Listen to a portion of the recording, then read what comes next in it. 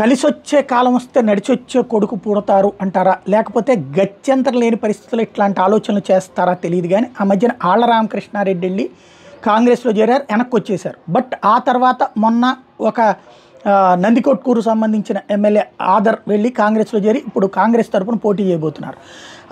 అదే సందర్భంలో ఇప్పుడు కాంగ్రెస్ పార్టీలో తాజాగా మరొక వైసీపీ ఎమ్మెల్యే ఉన్నమట్ల ఎలీజా కాంగ్రెస్లో చేరడానికి సిద్ధపడుతున్నారు. ఎలీజా కండువా కప్పి పార్టీలోకి ఆహ్వానించారు షర్మిల.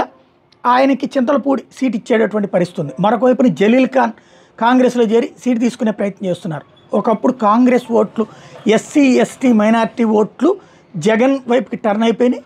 ఇప్పుడు షర్మిల కాంగ్రెస్ నాయకత్వం చేస్తున్న సిట్టింగ్ ఎమ్మెల్యేలు అట్లాగే బలమైనటువంటి వాళ్ళు అటు పక్కకి వెళ్తూ ఉన్నటువంటి నేపథ్యంలో తెలుగుదేశం జనసేన బీజేపీ కూటమి వల్ల అవకాశం లేకపోయిన వల్ల అటు వెళ్తున్నటువంటి నేపథ్యంలో, అలాగే వైసీపీలో టికెట్లు ఇవ్వకపోవడం వల్ల వెళ్తున్న నేపథ్యంలో ఇది వైసీపీ ఓట్లు చీలుస్తారా, వీళ్ళు ప్రతిపక్షాల ఓట్లు చీలుస్తారా అన్నటువంటిది చూడాల్సి ఉంది.